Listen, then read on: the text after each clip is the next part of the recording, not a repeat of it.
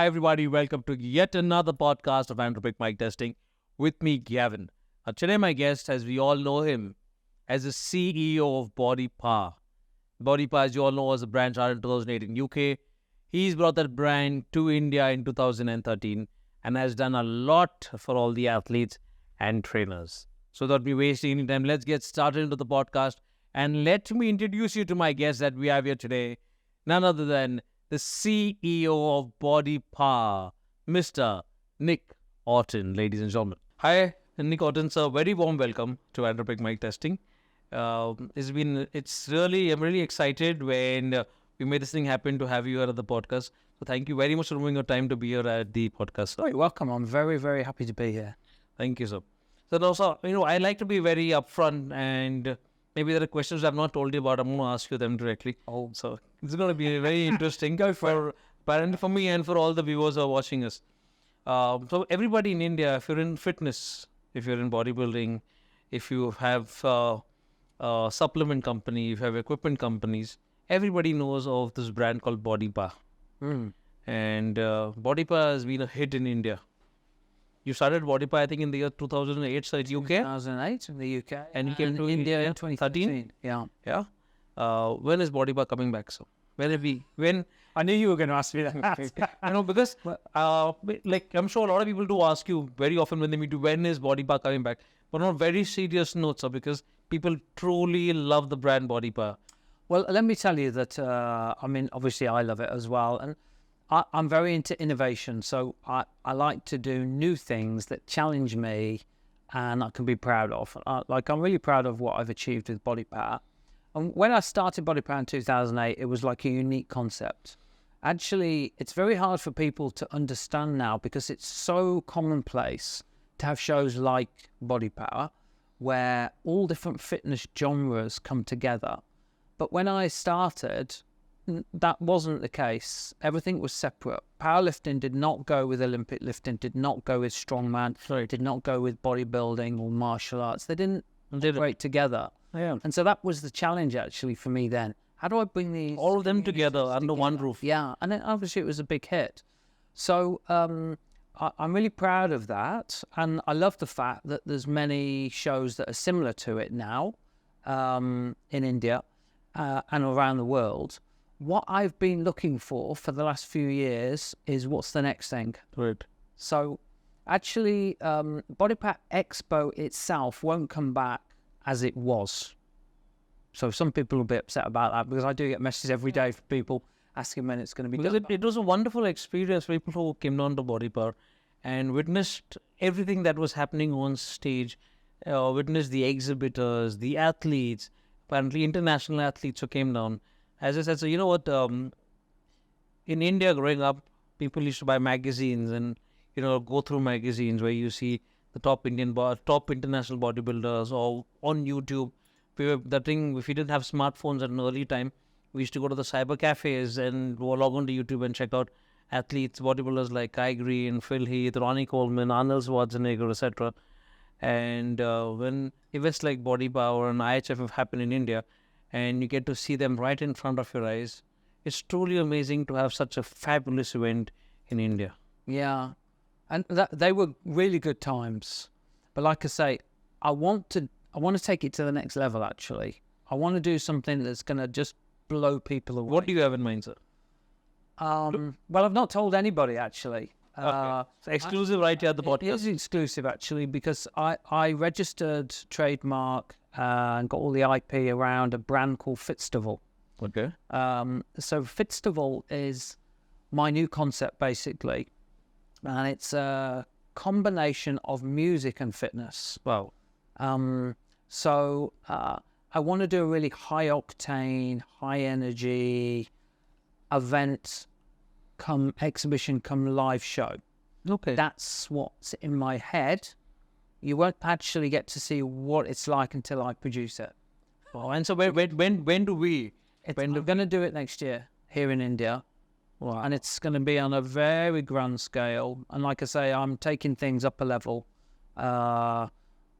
What I've got in my head's actually crazy, but it's achievable and I'm excited about it. So I'm so sure, sir, because if you have something in mind, You bring it out really, really very well. Yeah, I'm gonna. You know, the thing is, and this might be useful for people that are event organizing. So I get asked a lot to help with events, and I am doing some of that at the moment for some really good events. But one of the things that people make the mistake of with an event is not giving it long enough.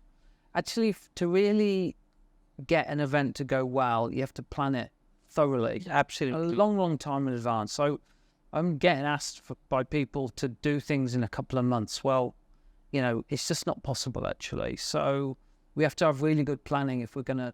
Planning and a good team. A team who's very serious in making sure that this particular IP works well with the Indian masses. Yeah, I mean, the first few BodyPower Expos that I did in India, I brought my team from the UK over. Right. So they helped train up the team here. So, yeah, really important that we get the right people together to produce it.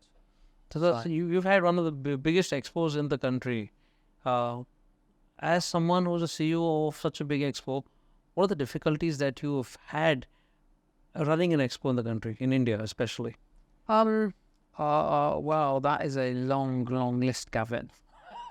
I mean, you know, the logistics of doing something like BodyPower Expo it's very tricky.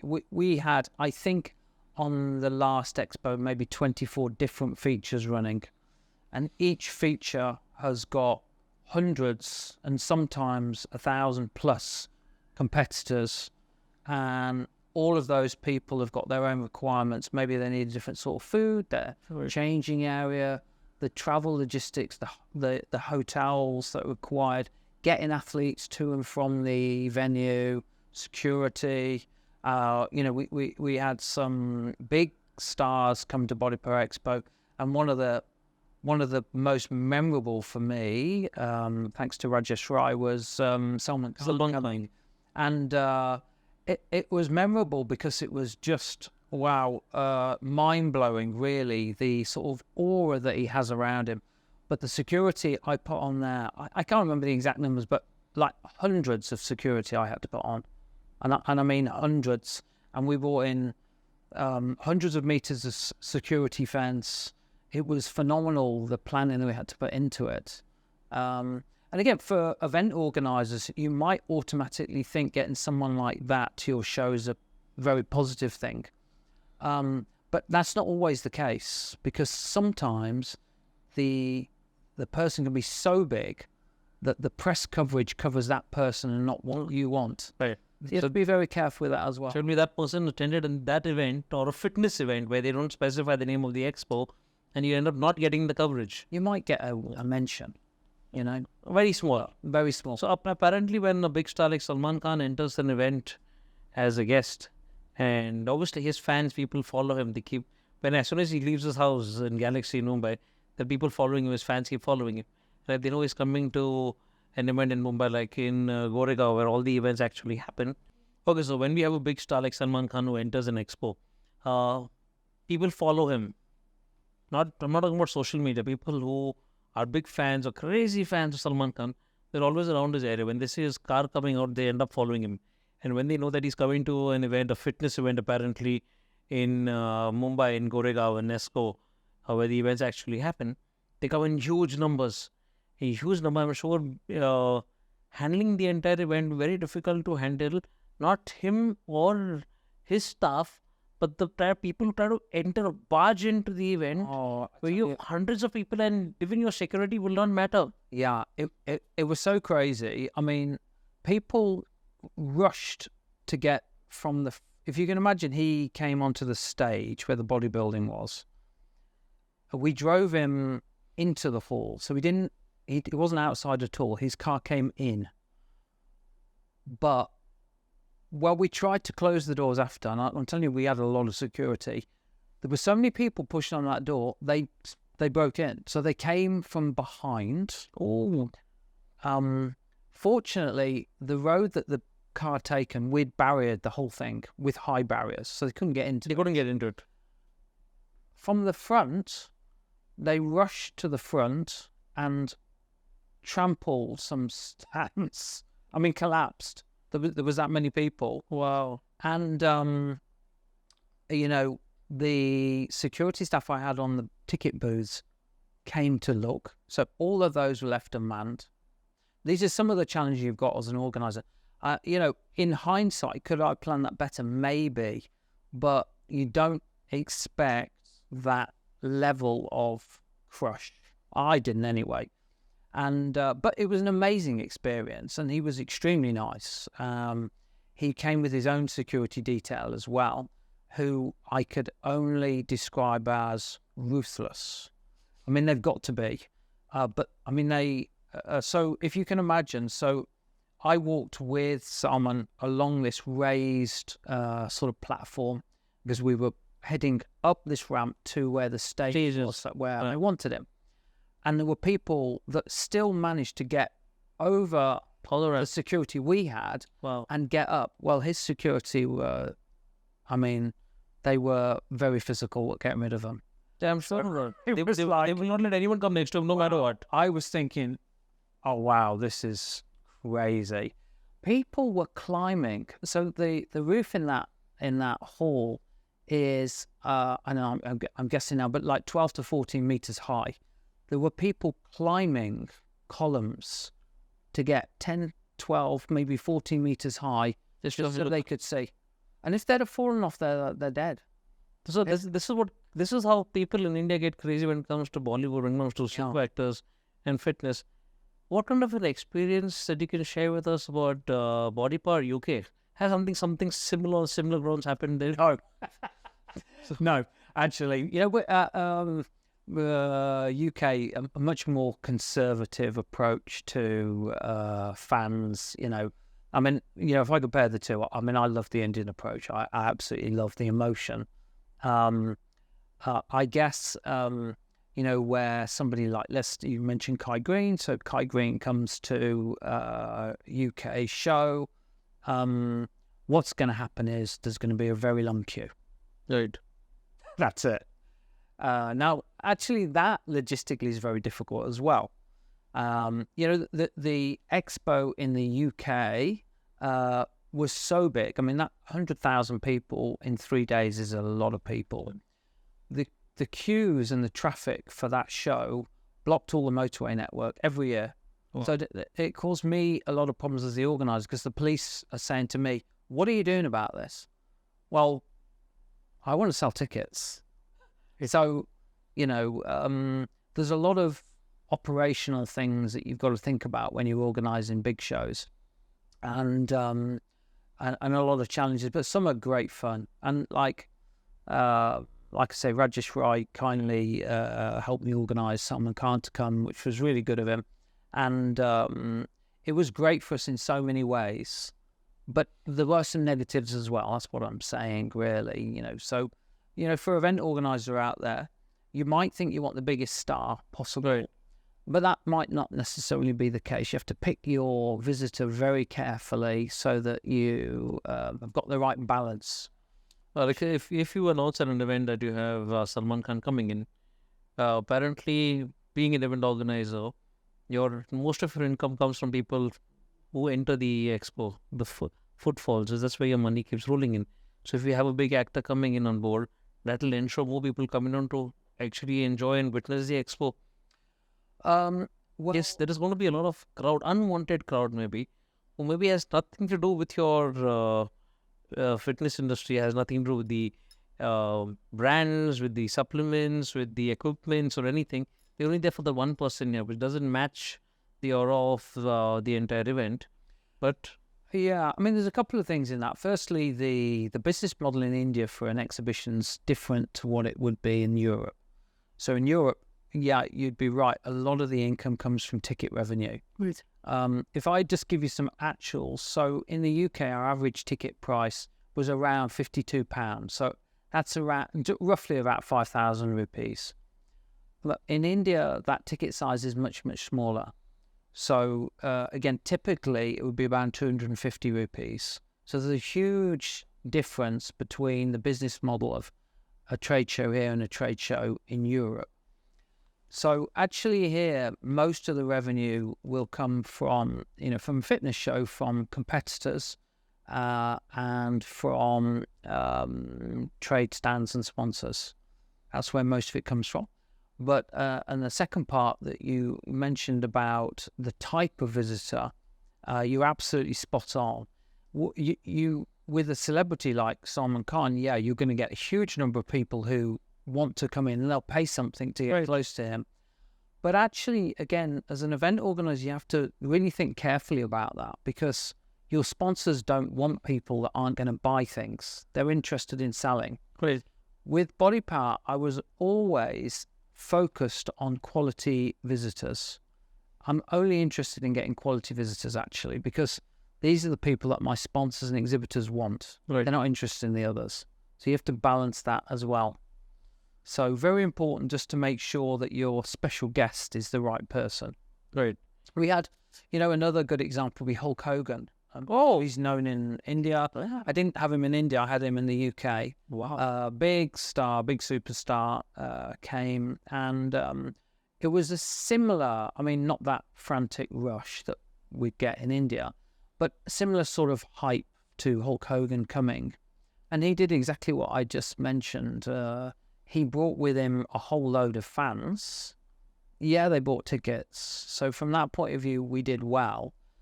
But they're not buyers. They just want Hulk Hogan. They just came in to meet Hulk Hogan, get a photograph with him. Yeah. And that's about it. So your brands were there actually trying to sell supplements or equipments. They don't make make any any sense. Yeah. And actually, that show was a sellout. Always a sellout. We sold maximum tickets. We couldn't fit anyone else in the hall. So for me, again, Hulk Hogan was a big positive, great PR for the show, but a negative as well. Right. I would have preferred to sell those tickets, bearing in mind I could have sold them.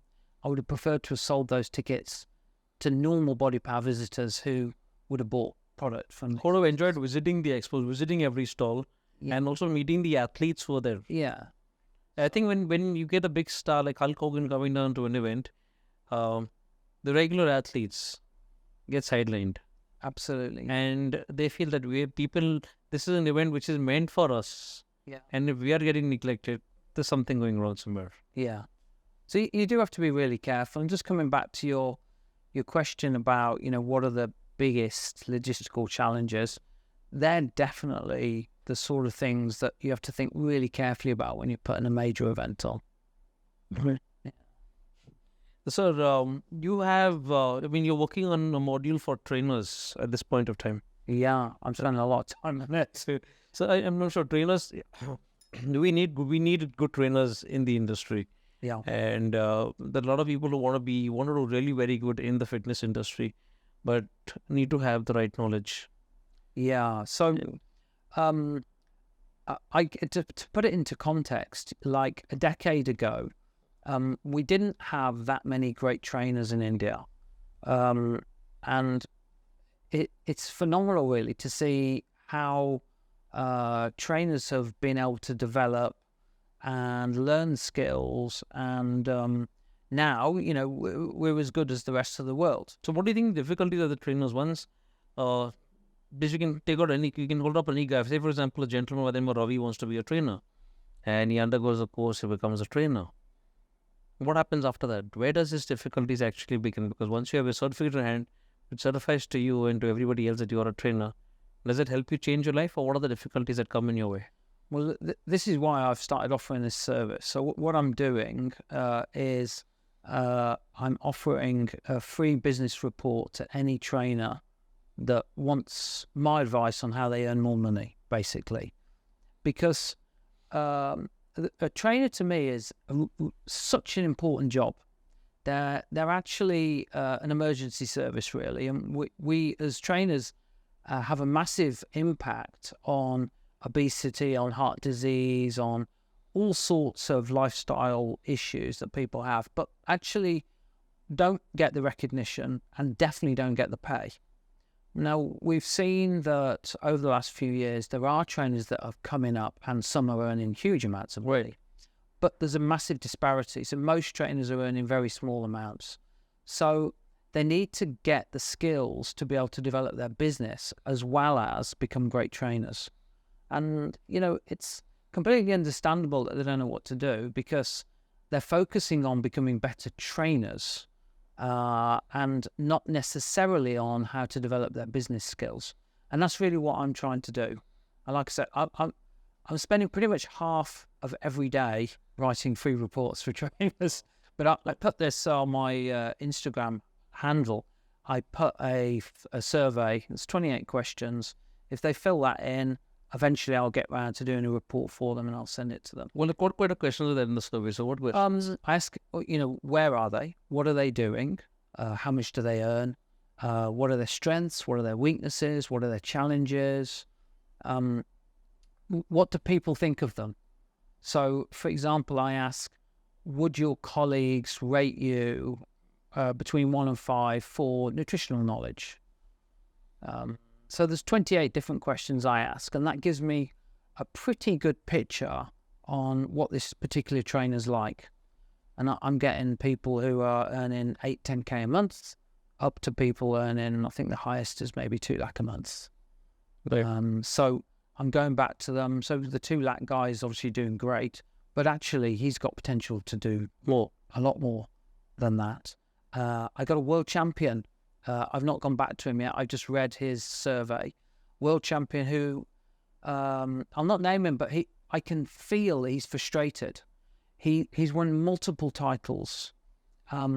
He's clearly very strict on how he trains people, which is completely understandable. This guy's a, very successful athlete. He's frustrated because he's hit a limit on what he seems to be able to earn. He can't get more than that, which is crazy, actually. He's won all these titles and he's stuck at, I think that guy's earning, I always see the 60 or 80K a month. For that level of competitor, that's nothing for him. No, I don't see. It depends on, I think, the class of which area in particular city that they're training, what kind of members actually come down to the gymnasium. Because I don't know how it works in the UK. In India, if I go to a gym and I say, okay, I want to work out here, I pay a particular sum as a membership. But if I say I want to have my trainer who also going to be training me, the trainer has to pay that gym a particular sum for training me in that particular gym. Yeah. And there are rules that you cannot talk to any other member, you cannot discuss anything because this is my gym, you just come here as a trainer. So a lot of difficulties what the trainers actually also face getting in clients, being consistent. Yeah, I mean, that's why I asked them where they are and are they gym-based, because it does make a big difference, and often the trainer's limited by the gym they're in because of the ceiling that gym's going to charge from their members. But the trainers nowadays have got so many options. They could do freelance, they could do small group training, they can do big class training. Many trainers have got a specialist subject. Many of the ones that come to me are bodybuilders, but also there's fighters, there's yoga instructors, there's runners. So let me take the example of a runner, for example. If you're a trainer who's also an expert runner, you can build a phenomenal club and you can earn really good money from that. I'm actually a runner myself. It might not look like it, but I'm an endurance runner by, that's my passion, if you like. I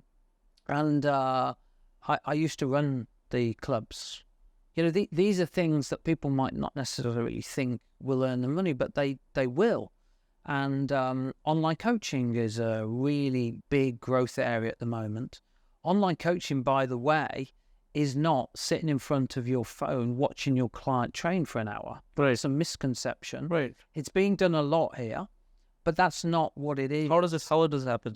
Actually, online coaching, what I'm referring to, is more of a lifestyle coach. So we ask clients what their challenges are, what their aims are. We set the expectations with them. We set training plans. We set nutrition plans. And then we do check-ins. And that client becomes accountable to you. And what it means is that if your system is right, you can take on a lot of clients and you can get clients from anywhere in the world. So suddenly the ceiling that those trainers have got at their gym is removed. And this involves good planning, good organizational skills, and really like a want for the trainer to be able to educate themselves So often, depending on the salary for the trainer, I'm saying you have to allocate a proportion of your salary to self-education. Right. If you don't do that, it's going to be hard for you to. It's like any other profession that you hold on to. If you're a doctor, if you're a lawyer, you can't just say, I am a lawyer and sit and expect clients to come. You need to keep studying. You need to keep aware of what is happening up to everything keeps changing daily. You need to be aware of what is happening in the world. Yeah. And, some trainers mark themselves very low, for example, for how people would perceive their fitness level, how people would perceive their presentation. Okay, I've got a question for you, sir. If you have to pick a person, if you walk into a gym, how would you pick up your personal trainer? Do you have, say, an option of 3 trainers? The gym owner tells you, okay, see, we've got these 3 gentlemen who are trainers. They're all certified. They're all qualified. This guy charges 9,000 a month. This guy charges 14. This guy charges 20. How will you select a trainer? Well, human psychology will go straight for the person that looks like what you want to achieve. Right. Without a doubt. I'm not going to choose a fat trainer. I don't want to be fat. Right. So I'm going to choose somebody that, I want to look like that guy. Yep. That's the first thing. You're right. Then for me, I would want somebody who's got good nutritional knowledge, because I know nutrition's such an important part. Then I want somebody that's going to be approachable, that I can, relate to. So they're the things that I would choose, and I think that's probably the case with most clients. Yes. If you look at like bodybuilders, most of them have a coach who's studying them what to do, how to do it, and they help achieve their goal because they follow the lead of what a coach says. Yeah. So if I'm going to be a bodybuilder, I follow what my coach says. So if you're my coach, I listen to you. What do you say? Have your first meal at 6, second meal at 8. I follow exactly how many grams of rice, how many grams of potato, how many grams of chicken. I follow it and I do it strictly. I end up competing in the bodybuilding competition. May or may not win, but I'm a bodybuilder. I have the knowledge that you have given me for myself. I'm sure if you couldn't train someone else, your prospective of training will be very different compared to me. Right? So because I have a good physique, if I walk into any gym, a lot of people take a bodybuilder give them a job because he's got a good physique. But he has no knowledge of exercise to an extent. He has zero knowledge of nutrition. He has only the knowledge of nutrition that has been told to him by his coach. So many places, like I just recently visited a gym. The owner of the gym is from a small city called Satara in Maharashtra, near Kolhapur. Yeah. So I asked him, I said, Aapka certification, are you certified? He said, yes. I said, from where? He gave another name, saying, we are from Satara. I said, are you certified? Did you study about fitness? Did you give an examination? Do you have a certificate that says that you are certified to be a personal trainer or a fitness professional? No, in our city, we don't have it. So on what grounds will you go to a gym, leave your hands into a person who is not educated, not qualified, and still expect to get results? He will tell you things that he has done in his village, what he might have done to lose weight, and he expects you to do the same, and you will listen to him because he says he's a trainer. I think this is what we face on a daily basis, where it's difficult to choose someone who is well educated in the term of being a fitness trainer. Well, yeah, I think you're absolutely right. And so these are the type of questions that I'm asking in the survey. What are your qualifications, for example, is one of the questions. There's a whole range of different answers. But people have to understand, trainers have to understand that they've got to self-educate. They have to learn.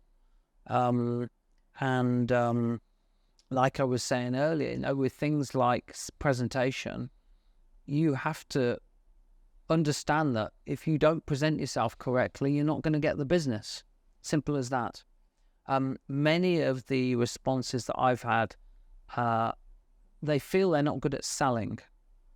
So I'm trying to help people to overcome that. Being a good trainer and being a good salesperson, they're different skills actually. But it helps a lot if you look the part. Right. And the more education you do, the more confident you get anyway.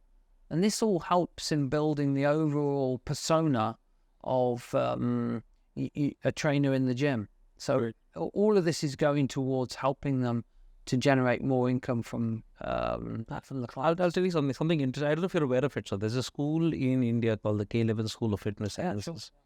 So this is what K11 does.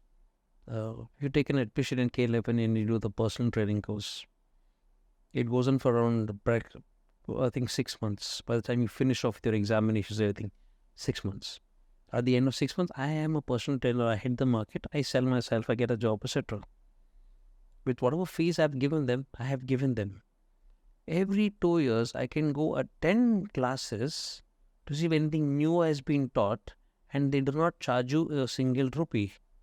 They help you educate yourself. So, for trainers who've studied on K11, I'm sure they're aware of it. But the thing is, maybe they do not want to go, or they don't have the time, or maybe they have good clients that they do not want to waste time educating themselves more. Well, yeah, K11 do a great job, and Kaiser obviously sadly missed, and a legend in the industry, of course, for what he's done. And they offer those things for trainers, which is great. I know that you can go back at any time and get educated by them. Right. Now there are so many trainers. Right. There's so many trainers, and what like I say, what I'm trying to work on are what I guess best called soft skills. How do you approach people? How do you say? What are the options for you? It is now not necessary to just stay in a gym and be limited by what the members will pay. That doesn't have to be the case anymore. The trainers can now think much bigger. So we need to get to a position where trainers think, okay, this is a stepping stone for me. I'm not saying they should leave the gyms. Obviously, gyms need good trainers. But trainers need to be remunerated correctly as well. We need trainers to earn more. That, in turn, will create more good quality trainers coming into the system. And it's the only way we'll lift up the standard of training right across the country. So I think it's a really important thing to do. Like I say, I'm not really focusing on the job of actually physically being a trainer. I'm focusing on some of the skills that I can offer, which is selling, marketing, and creating more revenue for yourself. I think that with the power of social media in hand, with you being a personal trainer, it's easy ways to get clients. But as you said, you need to work on yourself. Yeah. You can't say, I have knowledge, I'm a very good trainer, or I can help you with your nutrition, and still look obese, and you can't say you're a trainer. And no one in this world will ever come and say, oh, help me lose weight. No one. Yeah. However good you are, however well educated in the field of fitness education you are, I don't think anyone will come to you. Maybe you will actually give results of people losing weight in 90 days. Because that trend of 90 days transformation which is on, you can actually do that. But no one will come to you because of your appearance. You need to work on your appearance. As it says, we say, there's a saying, jo dikhta hai wo bikta hai. If you see people see it, they will buy it. You need to show yourself up well. You need to keep giving knowledge. Yeah. It's just human nature to pick somebody that, as I say, looks like what you want to achieve. Absolutely. Hi guys, hope you're really enjoying the podcast. This is a small break that we're taking to tell you about Andropique. Andropique is in India's #1 all-natural testosterone booster. Now, if you're wondering what is the actual ingredient of Andropique, there's only one ingredient, and it's fenugreek. Already, we know fenugreek very well as methi. So, fenugreek is the only ingredient in this testosterone booster. Now, men above the age of 25 can easily consume Andropique, and it's preferable to consume Andropique at night before heading to bed, or in the morning when you wake up. So you feel tired, you feel lethargic, you want to have that energy throughout the entire day. All you need to do is pop one pill of Andropique and feel the energy. If you're working out in the gym and you feel you need to gain some muscle or you need to lose some fat, the one solution that you have is Andropique. And so, those things are really important. So the plans that I'm giving people,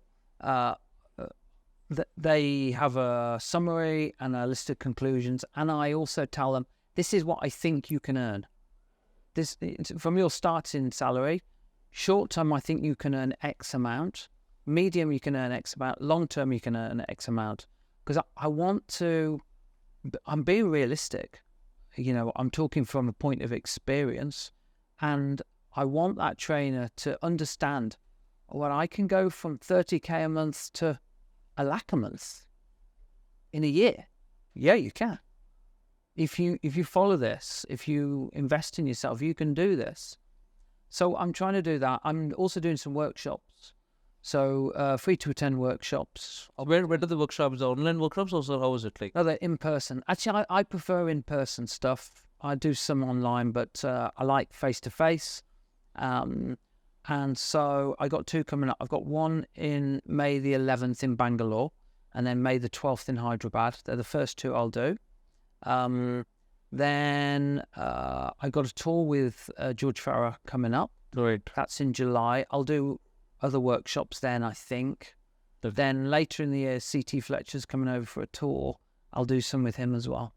So I'm intending to do multiple workshops, and I'll combine that with the free reports that So all the trainers that come to you, what is one challenges that is common with all the trainers? the biggest challenge is that they don't know how to get out of what they're in right now. In other words, they're stuck at this ceiling and they don't know what's next. How do they break through that next barrier? That's the biggest thing that people are saying. And it's easy to see. Like if you're a gym trainer, as we already said, there's a ceiling that people are gonna pay, and also there's a lot of competition. I mean, if you go to some gyms, they've got 30 trainers there, Right. which I find crazy, Right. because the competition to get clients is, you know, And having a gym that has 30 trainers is not a joke.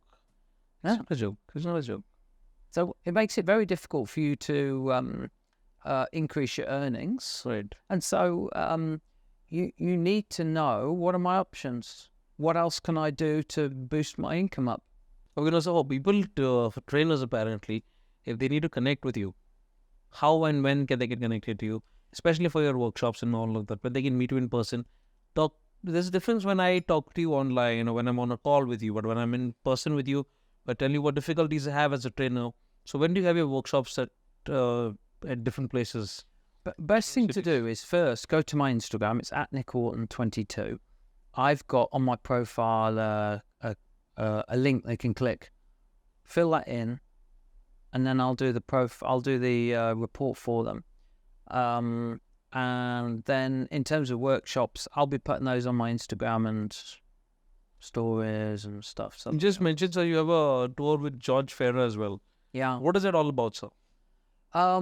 Well, as you know, I mean, anyone that's interested in bodybuilding will know George. Absolutely. Like a guru.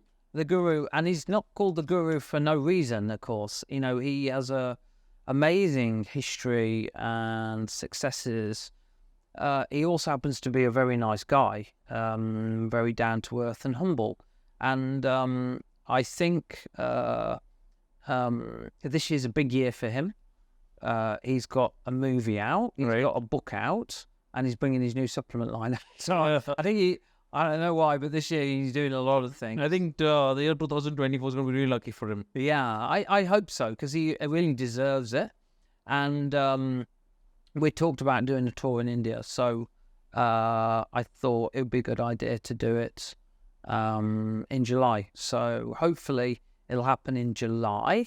And the plan is that we'll do workshops, we'll do some masterclasses, and we'll do some gym appearances as well. Wow. So, if gyms want him at their location, they can get in touch with me and say, look, I want him at my gym. Actually, I've not set all the dates yet. At the moment, it looks like it's going to be Hyderabad, because I live in that. Bangalore, Mumbai. Mumbai, Delhi, and Nagpur. actually. They're the cities that we've got at the moment, but it's still flexible. So I think it's 10 days we're doing it for. Well, To be honest, they're really, it's going to be 10 days of craziness. yeah, they're For very watching hard it, work. They're really rewarding to do, but really hard work because we, I mean, George will fly in. I'll be here already, but George will fly in. We'll get straight onto it, and it'll be tough for him. He doesn't quite know how tough. So we keep that secret. But I mean, you know, I did multiple tours in the past in India, and they are extremely hard work, but really rewarding. And I think, you know, where we do gym appearances, it's great for the gym because you get somebody like George coming to your gym. For the members, it's phenomenal. He can do a Q&A. He can maybe do a training session with a couple of volunteers. Since you just, sorry to interrupt you, since you just brought up this topic of gym training members, we all know Dexter Jackson, one of the most known and loved Olympian athlete. He apparently is coming down, I think in the month of May, to Punjab in Ludhiana. Okay. Now that's not, he's coming, that's a big thing. But what is the best thing I'm talking to you is the winner. Now the winner of the, I think the winner of the men's bodybuilding, he wins himself 16 weeks of training by Dexter Jackson himself. Wow. Amazing. Oh, so which show is that? This is an NPC happening in Ludhiana. Okay. Yeah. Nice. Good date? I think it's on the 19th of 18th, 19th of Listen, 19th of May. I'm going to Europe on 15th. I don't love to go to bodybuilding shows. It's really amazing. You know, when you go travel to places, different cities in India, and you see athletes coming with so much of excitement, enthusiasm. They come in with their supporters, and it's really an amazing thing. Now, when I'm on stage, when I'm hosting the Olympia, when I'm hosting Sheru Classic, I'm the best of both sides. I can see the audience, and behind me, I can see all the athletes. I can see them getting ready to jump up on stage. Everything. I can see the entire journey of the athlete from coming to the green room to getting ready backstage and jumping up on stage. Even when their number is called, when they're not called, when I have the top 5 and I look at them and I say, okay, and I'm going to read this number. Let's see what this guy's reaction is. And capturing all of that is amazing. Yeah. I feel I am blessed to do what I am doing. I'm truly blessed. Yeah. Yeah, well, you've got a nice job. You're out the front. Imagine being backstage manager. So I've obviously promoted many bodybuilding shows. I always have to praise the backstage. It's not easy. That's a tough job. It's not easy. Apparently, I can see what's happening backstage. I have guys shouting, okay, it's men's physique, class B, number 24, where are you? They have to keep calling and shouting, waiting for the athlete to come. And they get frustrated with the athletes. But, you know, if you put yourself into the shoes of the athletes, they're depleted. They're at the end of their training. You know, they've been waiting around often for hours. Often, you know, the conditions at the backstage are not great, mainly because the venues aren't set up for it. And it's tough for an athlete. Very, very tough. I mean, I have the utmost respect for, particularly for competing bodybuilders. It is a phenomenal achievement to some of the conditions they get into. I couldn't do it, and I never have done it actually. And I love training in the gym, but my hat comes off to bodybuilders because it's difficult. So, talking on bodybuilding and talking one of the biggest, when I host the events like this, the biggest class that we have is obviously the men's physique. Men's physique is equal to a beach body. You've had yes and no. So you had a body power of beach body. Yeah, and it happened once in Goa. Actually, we've done it. We've done it. I think 3 times. Right. But the biggest one was Goa. Yeah. Tell us something about it, sir. I want to know how Actually, the story of the.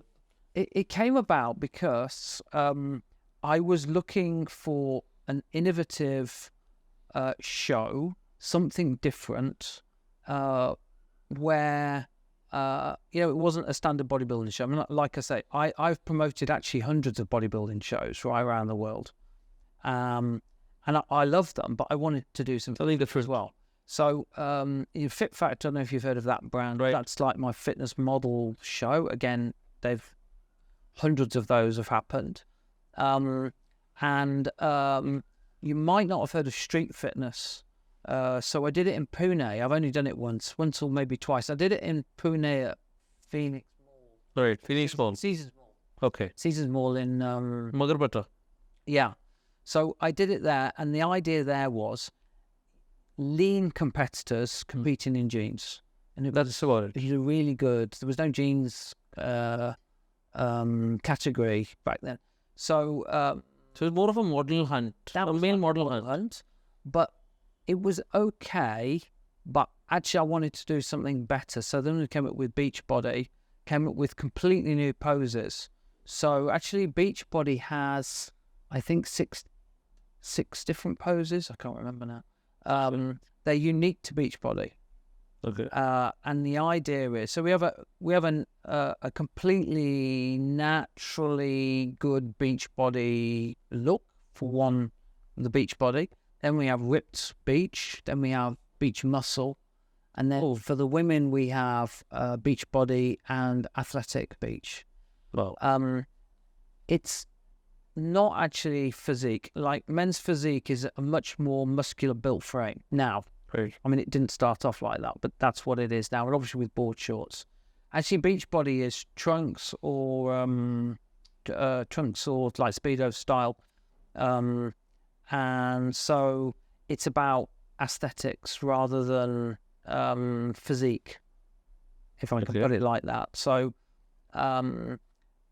it was a great show in Goa. It was. Yeah, I think we had almost 4,000 people enter that show. So when you say 4,000, are you talking 4,000 of an audience or 4,000 of an athletes competing there? Competitors. 4,000 competitors. 4,000 people registered to say, I want to compete at Beachbody. Now, we actually had a limit of 400. So we were oversubscribed by a massive amount. Remember that we were pushing to get people that were much leaner, much smaller frames. And once you start to do that, the market's huge for potential competitors. Right. And I see this. So if you look at Fit Factor, it's a really good stepping stone for athletes. For an athlete to come straight onto stage and do men's physique is tough because the competition's Very difficult. very, very difficult, right? And there's some amazing physiques. So where do you start? If you start at somewhere like Beachbody or Fit Factor, Then you work yourself up. yeah, that's your starting. You get used to go on the stage. You practice, do the posing. How are you going to be in front of the judges? How are you going to be in front of the audience? And then step up to doing men's physique. That's the way I see it. And of course, many people completely underestimate how you should be on stage with the judges. You make eye contact. Are you going to get pushed to the side? What's your attitude going to be like? You have few seconds when you come on stage and, do your posing, and you need to take advantage of that few seconds. If You not, have to absolutely nail it on those few seconds. Otherwise, that's it. Unless you're phenomenal. right. But I mean, so often I've seen competitors that, they're very close physique-wise. What is it that really wins the show? And many times it's stage presence. Right. If they've got a better stage presence, they're more likely to win if the physiques are very, very similar. And sometimes as a judge, it's really hard to pick a winner. Let's take men's physique. We've got so many competitors. So it's easy enough to whittle down the group initially. So you get your finalists. Actually, as particularly in India, like a decade ago, men's physique was nowhere near the standard it is now. Now it's like phenomenal. You get the top 5 even. Wow, they're amazing. It's still difficult to pick out the top.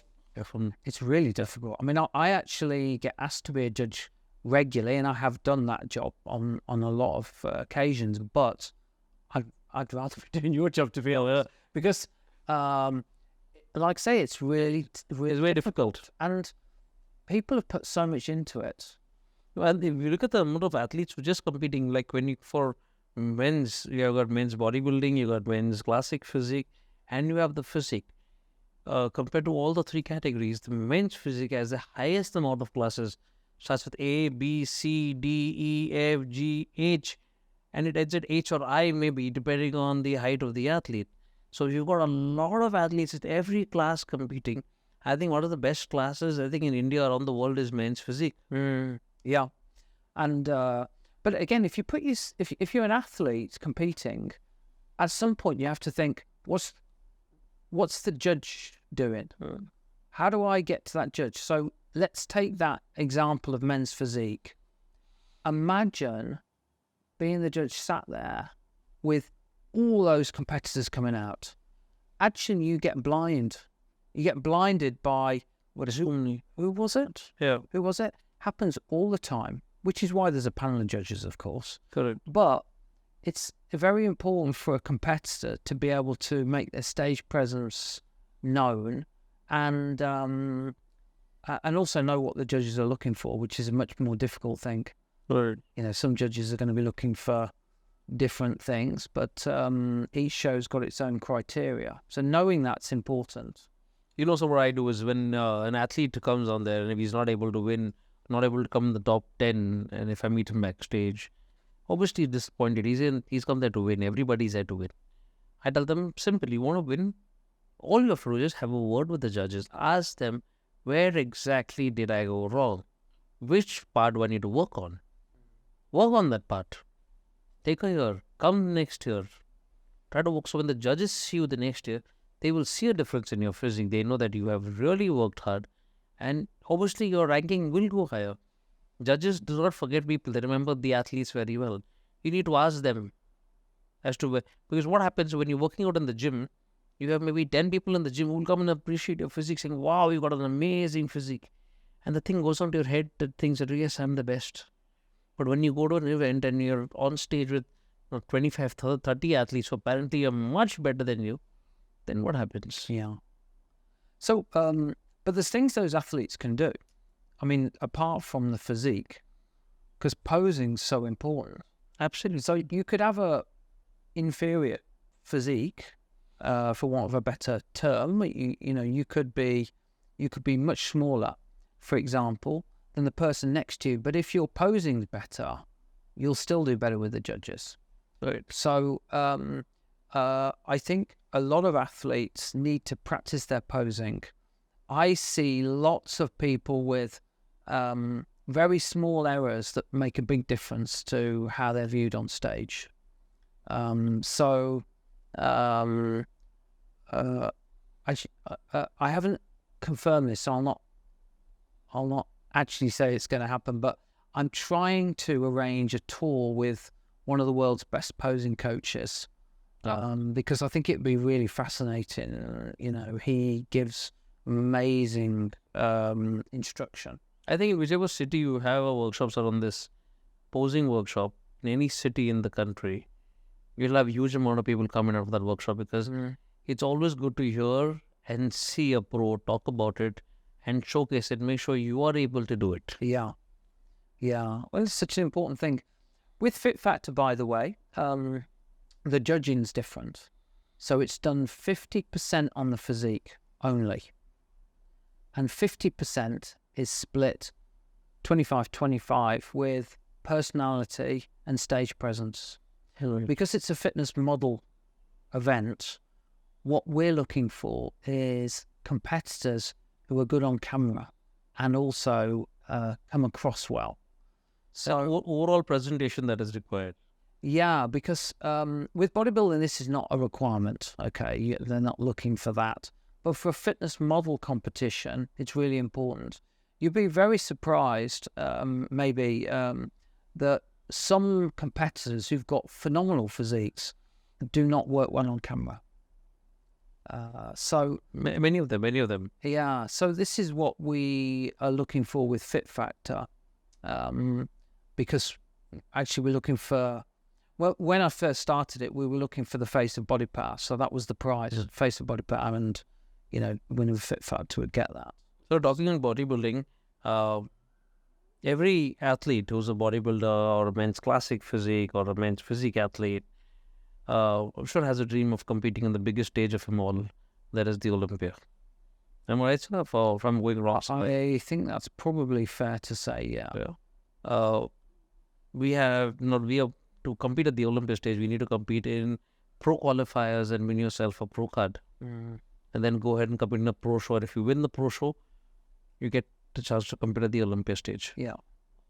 Why are Indians? What do you think? What is your take on Indian bodybuilders not able to get qualified or get a pro qualification to enter the pro show? Why is it bodybuilding 2-on-2 category? Well, I think that we're getting there, but it's still going to be some time before Indian bodybuilders can get on stage and compete. And like if you look at the physique class, one of the issues for Indian physique athletes is, and so don't get me wrong, like the physiques are phenomenal in India now, world class without a doubt. But what's happened is, well, the physiques aesthetically are amazing in India. In America, where obviously the show's held, those athletes have got bigger and bigger and bigger. And if you look at the physique champions now, they're massive. They're huge guys. Well, we don't really have anyone that's going to compete.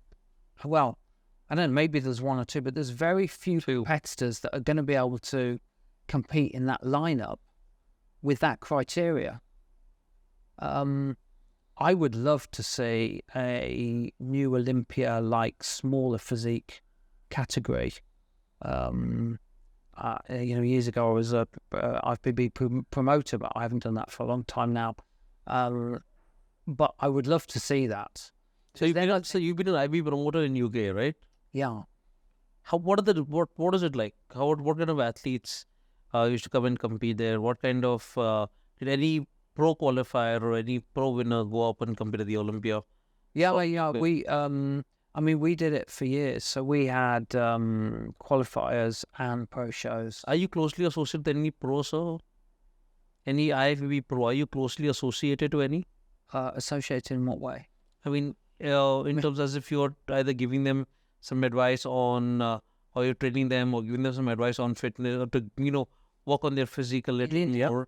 In India, in UK, or in India. Let's say in India. Not really, not nowadays. No, I mean I've done that in the past, but since I stopped doing BodyPower Expo the last one was 2019 when COVID came. It was a decision for me really to say, well, maybe I'll just stop doing this now and bring something new up. So I've not been involved in that for a little while. But so what kind of difficulties do you think of an athlete, after working so hard, after winning a pro card, what difficulties does an athlete face after winning the pro card? Does he or she face any difficulties, or life is smooth? Well, I mean, I really admire the IFBB. As a business, it's extremely impressive. As a brand, it's extremely impressive. I think what the promoters in India have done is extremely impressive. They're dominating, basically. But I do find it frustrating that athletes put so much weight into getting a pro card. That they desperately want a pro card. I think we said earlier, the expectations, or rather the ambition of every competing athlete will be to get on.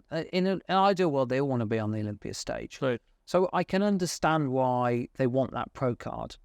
But what they shouldn't do is put too much emphasis on it, because in many cases, it's not going to change their fortunes. It's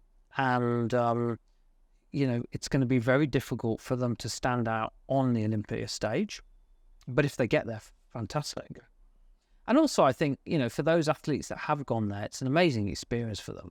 Just for the experience of going and taking part in it. Just being on that, I think, to be very honest with you, sir, everybody in India knew about Olympia as one of the biggest stages in the world. But when Olympia amateurs came to India, looking at the stage, standing on the stage, physically competing on an Olympia amateur stage in India, I'm sure it's a dream come true for many athletes as well. Having pro qualifiers in India has saved athletes so much of money of traveling abroad and competing. Yeah. It's nice that they've got the option here.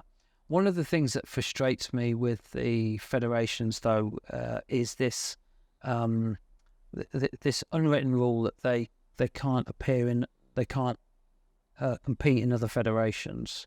I find that, for me, I find it unacceptable. I've always had a problem with it. You know, if I'm a competing athlete, particularly if I've got a pro card, I've earned that pro card, I should be able to do whatever I want, whenever I want.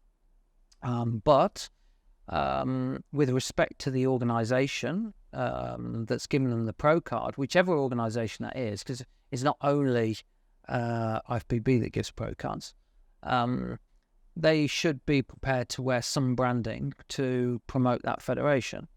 But I wish that the federations would be more open and accept that the athletes need to earn a living, and if they get an offer to do a show that might not be with that federation, that they could still do it. I think that would be a much better place for us to be. I think the rules need to be bent a little for the athletes. Yeah, I mean, the promoters can enforce it strongly, which I think, I don't really know. I can only see what's on social media. You know, maybe they're enforcing it a little too strongly, but they shouldn't be too worried about athletes competing in other federations and things, you know. At the end of the day, I think the athletes are going to be loyal to whichever federation they've come up with, if that federation's giving them what they want, which is kudos, profile, and as you say, they're standing on the stage that they want to be on. I still remember the first time that Olympia was in India in 2017, and I was hosting it. I went one day prior to have a look at the stage, and I went to the venue. Things are getting ready around, obviously, for all the stalls and all of that. Just looking at the stage, witnessing it, standing right in front of it, I could not believe my eyes. I can still remember, if I close my eyes, I can still remember walking up to the stage, having a look at the stage, and I stood there for at least 5 to 10 minutes, just looking and admiring the stage. And then, okay, I'm going to be standing at the podium there tomorrow, but wow, Olympia is in India, man. Yeah. It's a beautiful experience. I can't express it more. Yeah. See, I'm not an athlete. I mean, it's my profession to talk, to be on stage, to announce, to introduce. But being on that stage, for me, if it means a lot, I'm sure for an athlete, how much it actually means. Yeah, I mean, you can completely understand why someone wants to stand on that stage. You know, it's got so much kudos and history and credibility as well.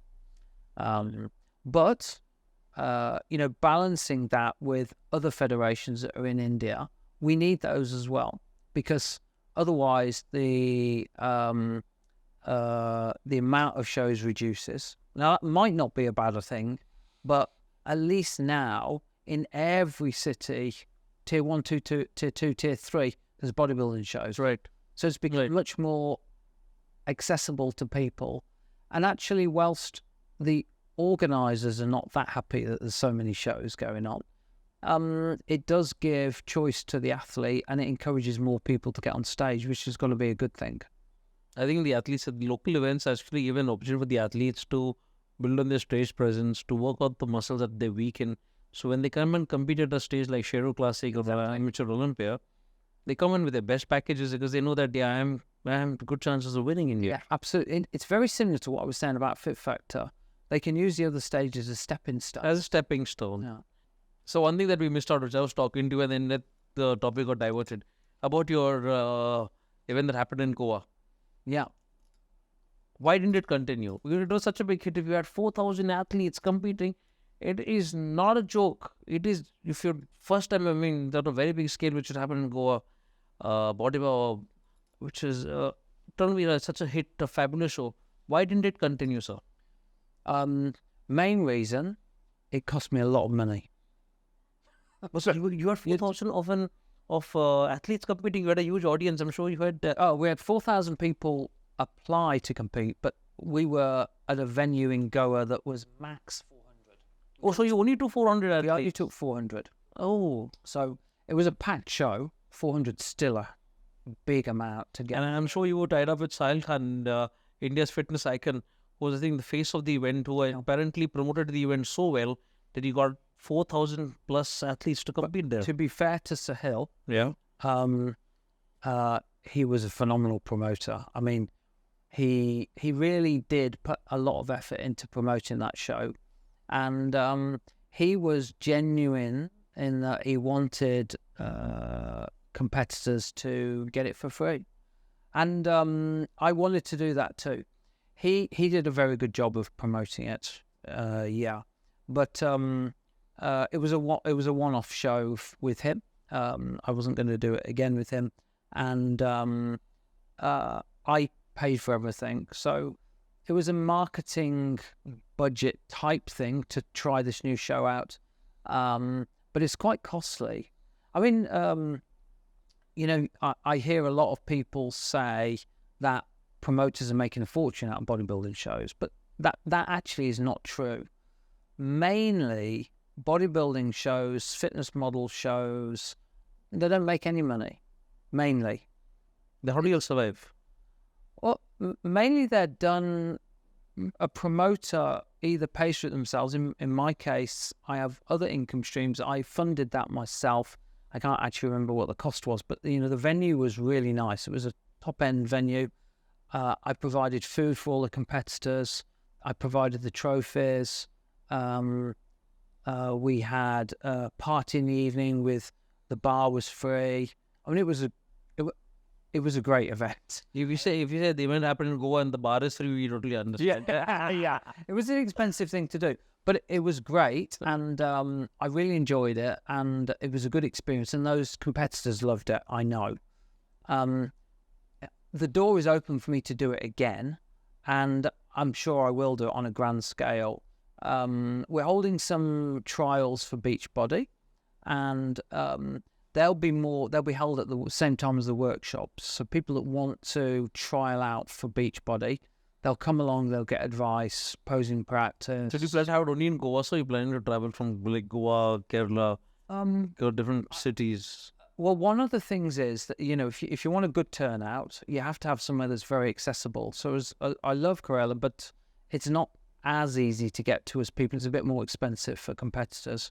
Goa is actually easy and cheap to get to, and a lot of people can drive there. So it's a good venue. We did Beachbody also in Mumbai. That was a good show. But Mumbai is expensive in terms of venues. So it's easy for the competitors to get there, but it's pretty expensive venue-wise. And, with being Beachbody, ideally it's by a beach. Right. So I guess Goa would be the ideal place to have the event. I think so. But so are we looking into next year of it happening? You won't have another big event anyways next year. I'm going to be focusing next year mainly on Fitstable, I think. Although, like I said, I've got some other people that I'm helping with their shows. So it's nice to be able to offer something to younger organisers, actually. I sort of feel at my grand age, now I feel very old, it's nice to be able to give back, actually. And it's a great industry that we're involved in. Having a concept of festival, I think, really works well because not everything requires a serious atmosphere. You need to chill out a bit. You need to enjoy yourself. Yeah. So this concept of Fitstable is what I'd call a fusion event. So I'm taking the best of everything and I'm fusing it together, and the atmosphere is going to be critical. But remember, it's a fitness show. It's not a music show. It's about fitness. Right. And the aim is I want to push forward again. I want to get more people into the industry. I want to drive that hunger that people have got to be fit and healthy. I want to help to educate more people. Right. And that's very important. Yeah. So I think it will be really good fun. And we'll have competition there, of course. So that'll be there for sure. Yeah, for sure. Yeah. So you've got a lot of ventures when it comes to BodyPower, like the BodyPower Cafe as well. What is the cafe all about, the BodyPower Cafe? Well, let me tell you again an exclusive on BodyPower Cafe, and I'll set this up front by saying that in my career of I set my first business up 40 years ago now, and I've had a lot of wins. I've been fortunate to have a lot of wins. I've also had some failures, and I can tell you, BodyPower Cafe is a bit of a failure for me. It's I spend a lot of money on it, and it's not really doing what I wanted it to do. So I'm sort of accepting that I failed with that business. I mean, I learned a lot from it. There's a massive requirement for healthy food, without doubt. There's a big potential with subscription meals, which is really what we focus on. But you're a very selective audience for that, right? So Yeah, and that is probably the problem. I'll give an example. I'll tell you what happens is, what I've seen is, if I go to Hungary, okay, and obviously I don't want to spend a lot on my meal, but I need to spend a decent amount. If I go to a place like Subway, for example, and if I want to have my meal from there, I end up spending at least 300 rupees for a salad, right? Which has cucumber, tomatoes, jalapenos, pickles, a little bit of chicken, sauces. The entire food is raw. Right? In Maharashtra, we had this food called vada pav, if you're aware of it. Yeah.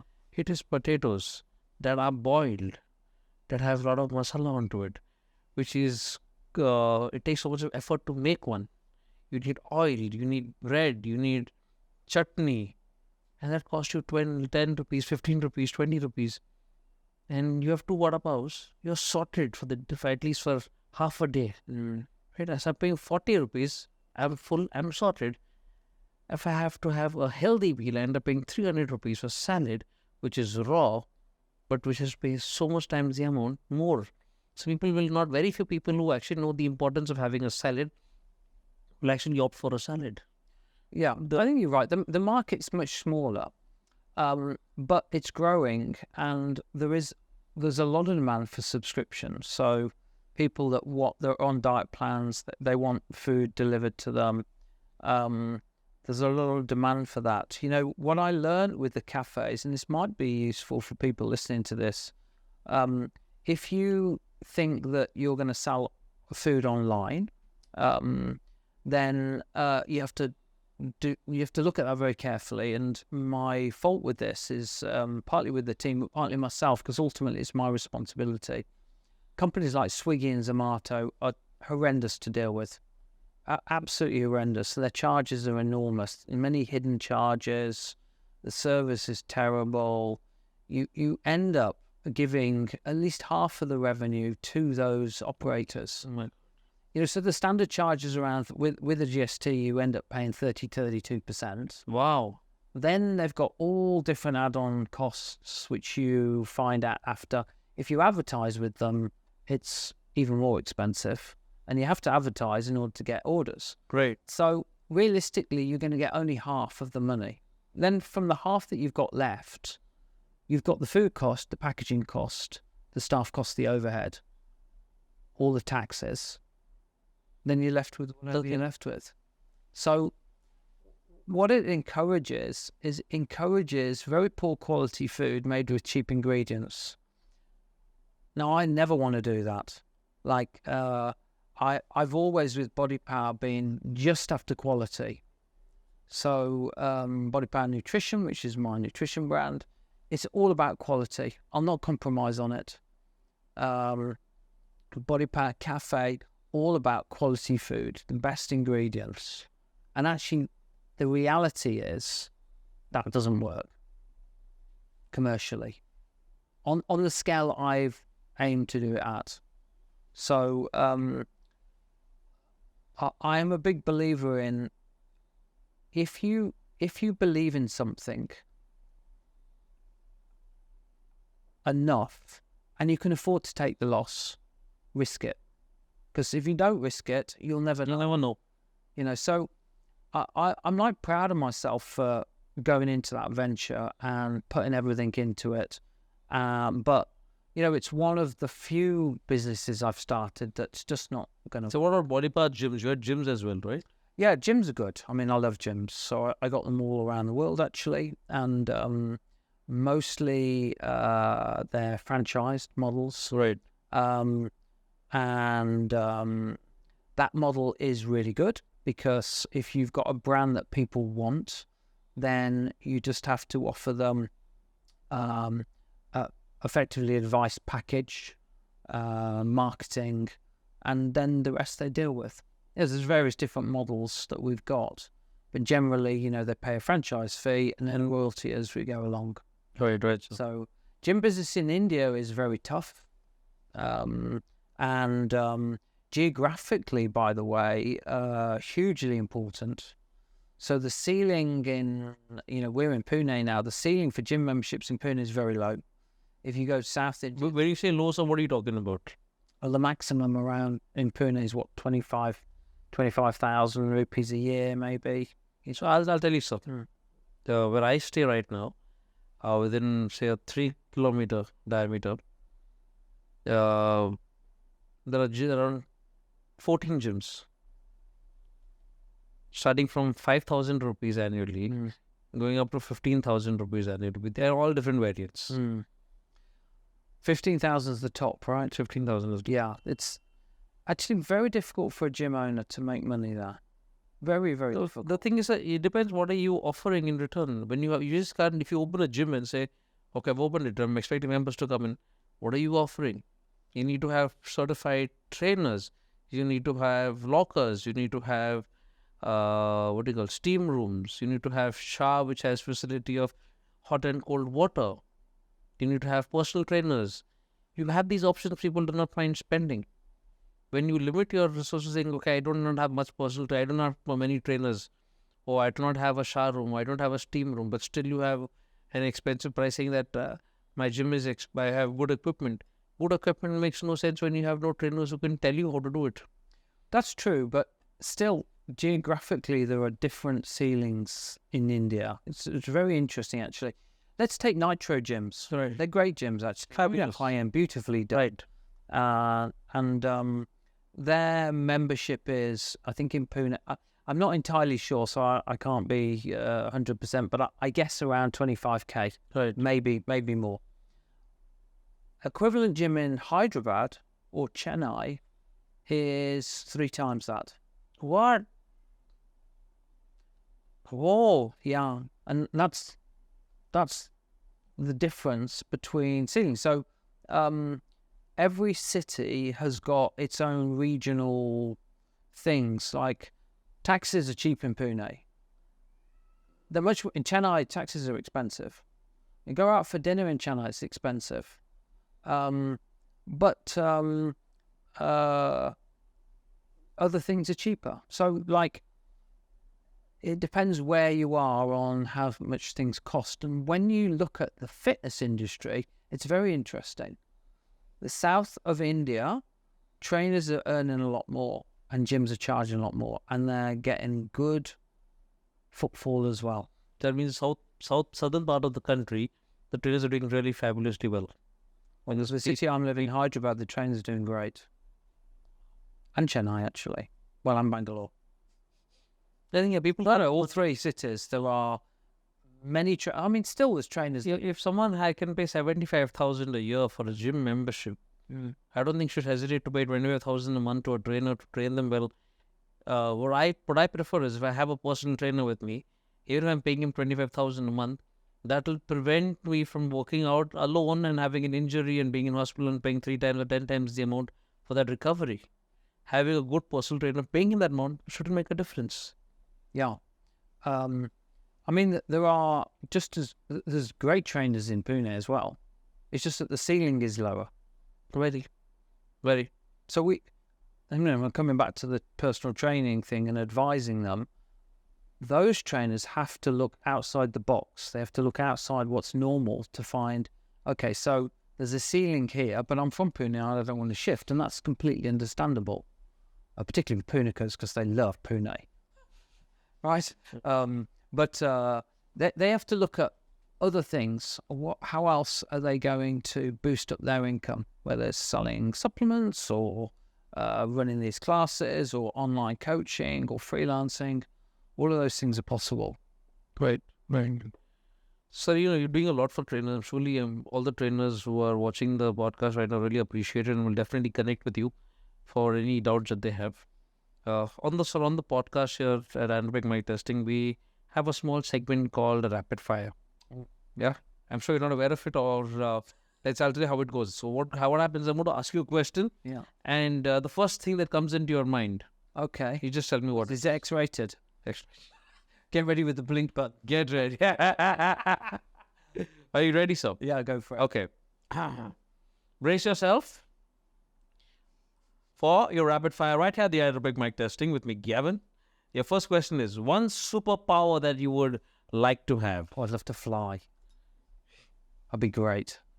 If I just no traffic, I just dig off. Yeah, I'll be there in a minute. Yeah. Make me fly, please. Okay. Iron Man. Okay. I'm going to take the name of an athlete, sir. According, what is one thing that you assume could be in their gym bag? I'll take the name of some athletes. Maybe Indian, maybe international. You have to assume what do you think could be in their gym bag. Right? Okay. Okay. Kai Leslie Green. My book. Okay. He's got a copy of it. Okay. He's got a copy of your book. Yeah. Okay. Phil Heath. A mirror. Okay. Dexter Jackson. Oh. Well, he's going to have his protein shake. Okay. Kevin LeBron. A comb. He's bald. Rolly Wickler. Rolly. Probably a change of clothes. I mean, what would Rolly have in there? Oh, I have to keep this clean. Rolly. I don't know. A little motorbike, perhaps. A little motorbike. I like it. Okay. And Sangram Chaugule. Sangram. Maybe a protein bar. A protein bar. Okay. So you visited many places, many cities in India. Which is your favorite place in India? Hyderabad. You had the biryani there? Yeah. It's a very, obviously. I'm not that impressed with the biryani, to be honest, but I love the city, actually. It's split between the old city, the new city. And I'm living there, so I'm slightly biased, but I've really fallen in love with it, actually. I'm very happy there. So recently there was a Ramzan Eid that happened recently, and Hyderabad was filled with a wide variety of foods. Did you go and try anything out there? Well, if you looked at my Google map, it's full of dots of cafes and restaurants that I've tried. So, yeah, I probably did. I'm eating out way too much, and basically it's not great for my physique. So I'm going to I'll come to make a trip to Hyderabad and we'll go on a nice food trip together. Yeah. I love eating food, so let's try to go on a food trip in Hyderabad. Okay, deal. Okay. Okay. What is your biggest motivation? Oh, I mean, I nowadays, like interesting, my motivation has changed as I've matured. I really enjoy, and it sounds cringy, but I'll say it anyway. I like to help and give back. It's the most important thing for me now in terms of my career. People say leave a legacy. I think for the fitness industry, BodyPower Expo is probably that thing. I hope to replicate it with Fitstival, but now I'm enjoying like giving back and trying to just say I've done this as well to help lift things. Right. Okay. That motivates me. Who is your favorite bodybuilding athlete?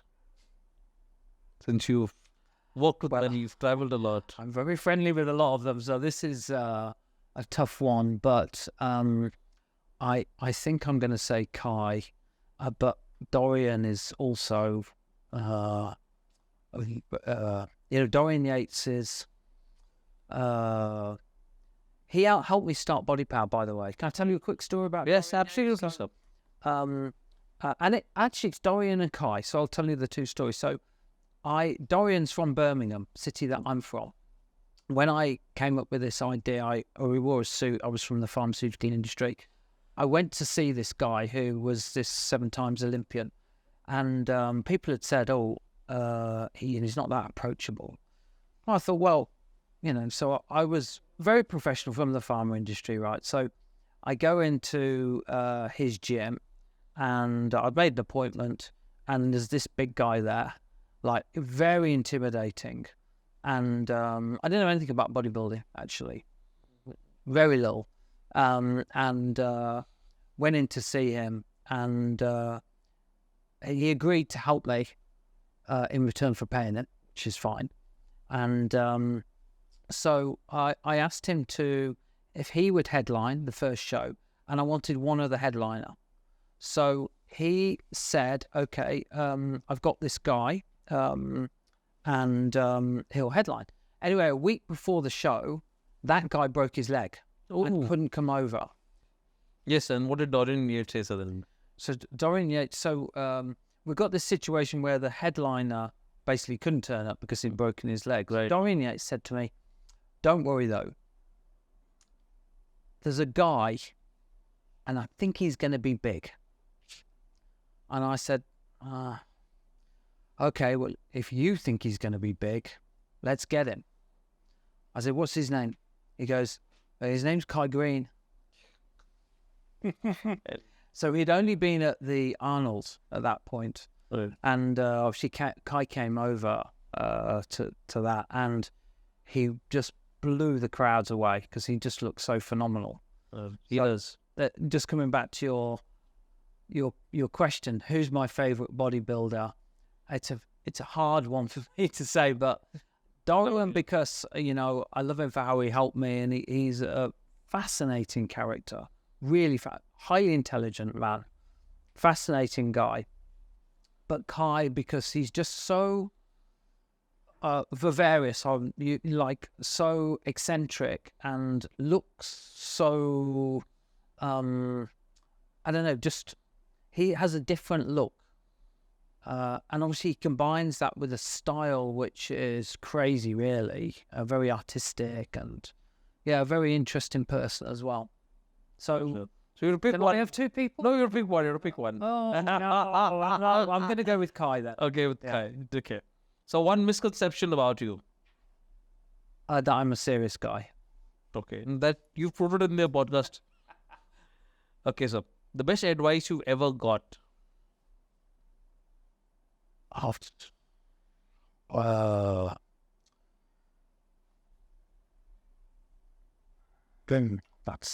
I know it's a quick fire question, but I'm struggling in that one. The best advice I've ever got is probably don't eat that, it's very hot. And who gave it to you? For what was it? Kumar Madhav, he tries to wind me up. I don't Kumar is a very well-known trainer in very good friend of mine in Hyderabad.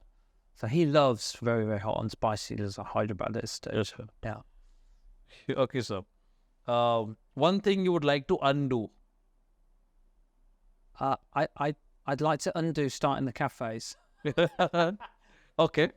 Sounds great. Okay. One thing you would like to redo? Well, I want to redo the magic that was BodyPower Expo in this new form. That's what I want to do. Done, sir. And so for all our viewers, all the bodybuilders, all the athletes, all the brands who are watching us right now, any message to everybody right now? Yeah, actually, I hear a lot of things from trainers and other people who say they want to leave the country and go abroad and get a job abroad. And every time I hear that, I'm like, what? Why do you want to do that? You are living, you're operating, you're selling at a golden time for India. Now I'm talking as a European guy here. I feel half Indian, by the way, nowadays, because I've lived here for so long. But, if you saw it from my point of view, you are living in the best times to be in business, and particularly in fitness in India. You have such a great opportunity. Don't leave. This is the place to be, for sure. Right. So we right here. All the money is here. You know how to sell yourself, and that's important. Yeah, let's develop it, because actually this industry here is just crazy, and it's still so small and growing so fast. Let's see, another 10 years, it'll be unrecognizable again. So you got to take advantage of that now. And if I can give one other piece of advice. Right, so please do it. There's so much controversy in the industry right now with people fighting with other people. We need to get rid of that. We need to get rid of. We need to build a community. Yeah, Indians are actually, I would say, I don't think you see yourselves as positive people necessarily, but I see Indians as really positive, happy, and creative people. Yes, we are. Yeah, actually are. But like in the fitness industry, there's a lot of negativity around, and it's because that controversy courts fame. So people want to see that. It's just temporary fame, but at the end of the day, there shouldn't be someone. The athlete shouldn't be someone who's going to be losing. They should be, because every expo that happens has to be in the benefit of the athletes. Yeah. And if an athlete and a trainer and the industry people are positive, they'll see that that will get them much faster results, actually. See, at the end, if we all work together as a community, we'll all grow faster. Absolutely. If there are going to be fights, there's going to be distance, there's going to be arguments. People are not going to come in. Brands will not want to be associated. So if we all work into a community, things will work nice, easy, smoother, and faster, apparently. Absolutely, yeah. Yes. So thank you very much for removing time to come down being at the podcast. So we have a tradition here at the podcast. So before we come, we're at the end of the podcast, but we've got this mug that I have with me. Oh. The ANDROPIQUE mic testing mug. Lovely. And I want to hand it over to you, sir. Okay. And I want your autograph on that mug. Can you please do that for me, sir? Sure. Where do you want me to do it? Anywhere, wherever. Done, sir. Any message for us? Any mug? On the mug. So we're actually sitting in our studio in Pune, sir, where I'm going to have the mugs kept right behind. There's a lot of space. We're going to have your mug kept somewhere nice. Be positive. Yeah. Thank you, sir. Thank you very, very much. Be positive. Thank you, sir. And as I said, as you remove time to be here at the podcast, we've got a small token of appreciation for you, sir. Wow. From my entire team right here at the ANDROPIQUE mic testing. Oh, it's a small token of appreciation. Wow, that is very nice. Thank you very much. It's my colour too. Yeah. Thanks very much. Thank you, sir. Thank you, Mr. Nick Orton, for removing time to be right here at the podcast. It means a lot. Thank you very, very much, sir. You're welcome. Thank you, sir.